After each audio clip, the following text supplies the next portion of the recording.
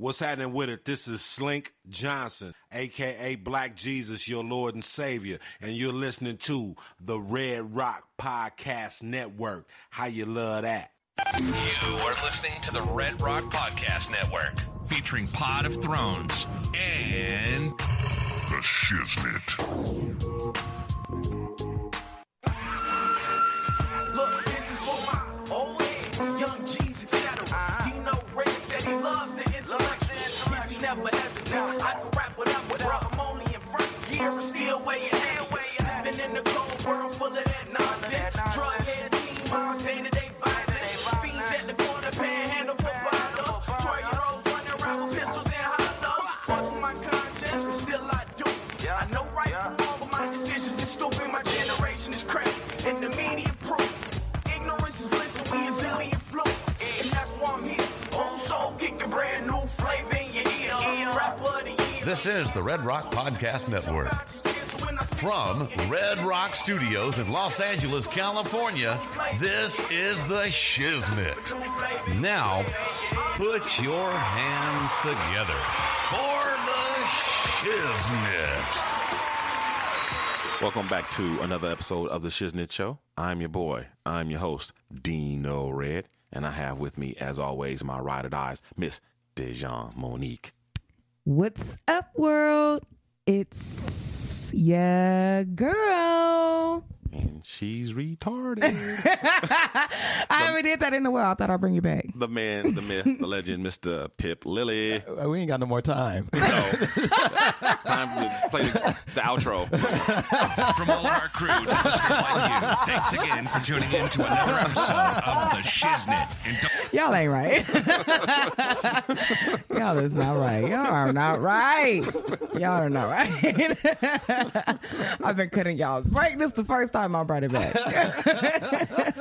You need to leave that dead. I don't know why you like that. It's Whatever. Not you. That's my thing. Great. No, that's not your thing. Yeah, switch it up sometimes. No. You got to keep the host guessing. You know how they say, Dino. No. You got to keep them awake. All right, fine. I thought that was spicy, but whatever. Oh, that's not spicy. Anyway, hi y'all. Hi. It's good to see y'all. What's up?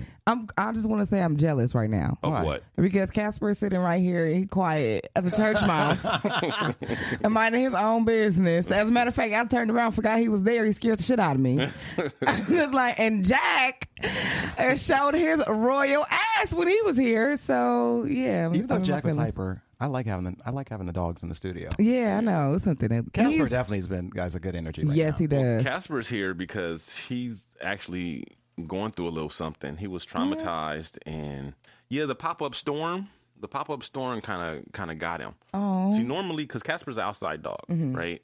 Even though that wasn't my intent when I got him, the intent was for him to be an inside and outside dog. But we didn't know my wife had allergies until long after we fell in love with Casper. right, So by then it was too late. right, So right, he just, he'll just be an outside only dog. right. So, but when it rains or, on different occasions, I bring him in. I bring him down here to the studio because he has a crate over there, and but for you guys who out there who don't know, he has a crate here in the studio in the basement of my house. So I'll bring him in when it rains and during 4th of July, basically during August, the tail end of August, June, July. He's almost in the basement almost every night because of the fireworks around here are excessive. Right. Excessive. Yeah. I think pretty much anywhere in LA. Yeah, well, yeah. They start early. Yeah, they do, and they go a long time. So, but generally we don't have thunderstorms here a lot. There's rare, and like I said, generally at the first signs of rain, I'll bring them in. But this caught me off guard. We just went to the grocery store, and while we were in the grocery store, we had this, my nephew called it a pop-up storm. It was just a pop-up storm. Out of nowhere. And I was like, oh my God, Casper is at home freaking out. I know he's freaking out. Yeah, for those of you not in LA, this is not usual for us this No. time of Right. year. No. And it came out of nowhere. Nobody It knew it was did. going to rain. Yeah. Yeah. And my dog, he is not, he's not used to it. So anyway, we get home and I go and look for him, and this dog, what I see when I first walk into the backyard is I see the screen off my back kitchen window torn down and all mangled. Okay, the screen off the window, and I know what that's from. That's from him trying to break into the house through the window. That's what he does when he gets panicked. You know, he tries to break into the house. And normally the first jump or whatever, I tell him stop, and I go out and I get him, I bring him in. But I wasn't there to stop him. Right. So he got extra upset. You know, I wasn't there. He couldn't break in. Right. And so he decided like, oh, okay. Nobody's going to come get me. I'm bust in through this crawl space and go up under the house. So the crawl space is like that right there. But in the back of the house. And it doesn't lead to the basement. It leads to the, like that part. The crawl space underneath. So he finds refuge in there. I get home, I see the mess. I'm upset. I try to get him to come out. He can tell I'm mad at him. So he doesn't want to come. So he doesn't want to come out because I'm mad at him and it's still thundering in the lightning. Right. So he's like, double trouble. He's like, you're mad at me and it's scary out there. Fuck that. I'm not coming out. Right. So he was in there and he was not coming out. Wow. So I was like, okay, you're just going to have to spend the night down there. So I left him down there for the night, came back the next day or the next morning, this Saturday morning. I tried to get him out. Now he's like, okay, you're calm. It's not scary out there. I'll come out. So he starts trying to come out. Then he discovers that he can't get out. Oh. He's stuck. So he can't get out on his own. And I want him to struggle, right? Because a lot of times if I'm around, he'll give up quick and just let me save him. Right. With whatever it is, you know. And I'm like, nope, I'm not going to save you. You need to come out. You want to come out? And I went and I got some chicken or whatever and I put it out there and he was really trying to get out then, and he couldn't get out. He was crying and stuff. And I wanted it to be difficult for him because I didn't want it to be a positive experience. Right. I didn't want him to go. It was already bad enough that he got in there and he felt safe. Right, exactly. That's already encouraging for him to do it again. But, you know, him being in there all night and then not being able to get out, now it's starting to get bad, which is what I wanted because I want him to be like, okay, this is not a good thing. I don't need to be trying to do this. Right. I don't need to come down here again. Right. So after all of that, I probably, couldn't get him out. Tried to help him out. He didn't like that because they don't like when you grab their paws. Right. So that didn't work. So finally I went around here and I could see him and I was like, okay, well, if I go down to the basement, it looks like he can make his way over to the basement. And so I went down here to the studio, whatever, and you see the wall is like 5'6", 5'7", about 5'7" off the ground. So that's kind of high. He was scared to jump. He didn't want to jump. I'm like, you are 75 pounds. I'm not picking your big ass up, and you shouldn't have got into this mess anyway. In the first place. Right. So I made him jump after he, paced back and forth trying to figure a way down. I'm like, the only way to get down is for you to jump. Like he's like pacing, he was like walking around, back like, and forth, how can I get down there? Like I see, let me see. This is I want to be down here. That's my, he's like, that's my little den right there. I want to get down there. Right. Yeah, that's where I want to be. But I don't want to jump. And so, which is good too, because like again, I don't want him to figure out, oh, okay, if I break in down there, I can just go around here and just and then there's my den and I'm in the house. Right.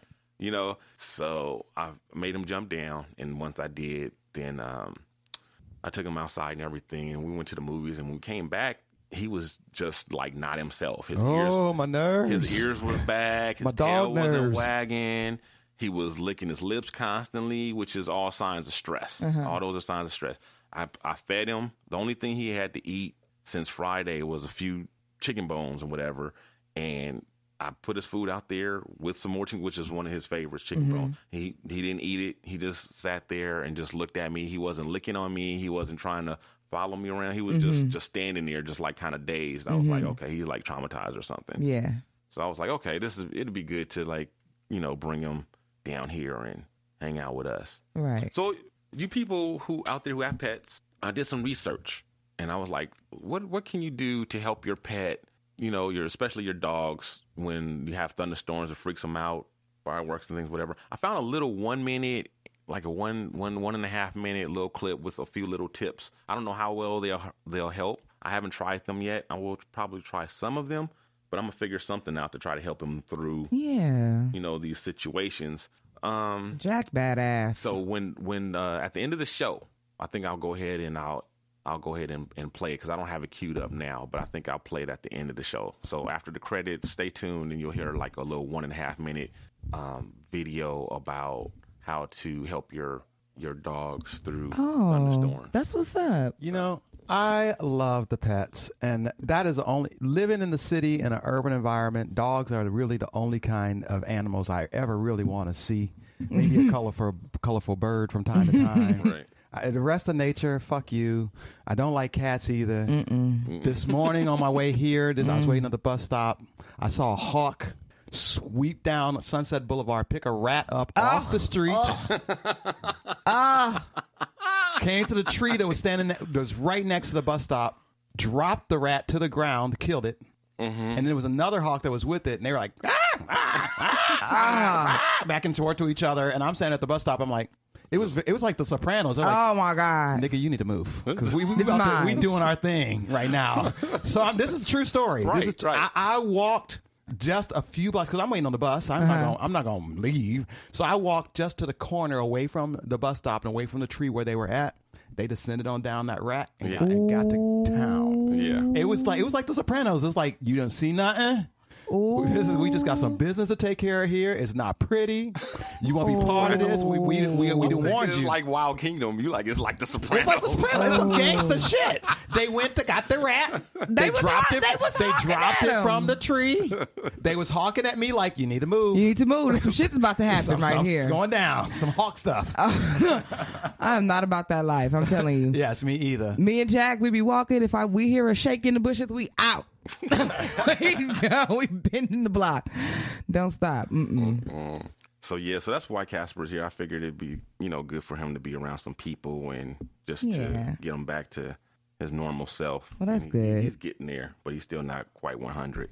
But Jack's unfazed by anything. The thunder, the lightning. He don't care if we out in the rain, in the sunshine. He's just living his life all the way around. But your dog also has a Napoleon complex. He does. He really does. He does have a problem. He might need medicine. The mightiest dog in the world. Right. I might need to get him some medicine or something because he's crazy. That's funny. Okay, you guys ready to go ahead and get into these topics? Yes. All right, let's see. News and noteworthy. The Shiznit. Wow. So our first story takes us south of the border. Arriba. Andale. A couple arrested for raping and killing 10 women. Oh my God, we're gonna start like that. Like that. Did somebody say rape? It's okay. We haven't done rape in a while, so God. Raping and murdering, plundering and pillaging. Yes, I mean, How many stories have we had about couples that do these heinous things together? Yes. Most of them are out of the country, though. You notice that? Yeah. A lot of them are haven't. this one's You're Mexico. Right. The other one was like the Russia Ukraine or something. Yeah. They get down like. I mean, maybe that's why they marriages last longer. Baby, if you really love me, you be doing some rape. You gotta keep this secret. The family that rapes and murders together stays together. Yeah.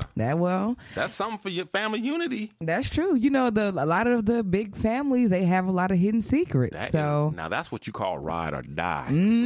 Right? Exactly. To the end. See, though, I can understand you doing something for.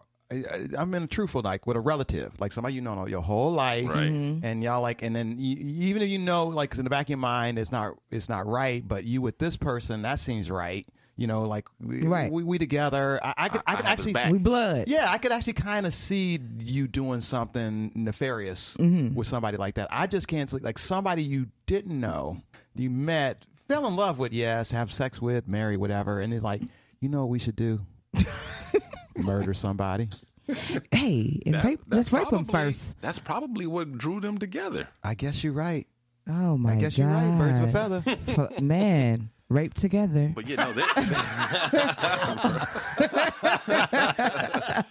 there are though, even in this country, even though we haven't had any stories lately, there are a lot of stories of serial killer couples that work together. Yeah. So they have these men or whatever have these accomplices. A lot of times, especially back in the old days, though, the women would get off because the the way society was at the time, they couldn't wrap their head around. Oh, a woman wouldn't do or something be, like that. Complicit. Right. He had her and was beating her and had her doing it too. He was forcing her. Right. He turned her to sin. Yeah. He was. He was forcing her.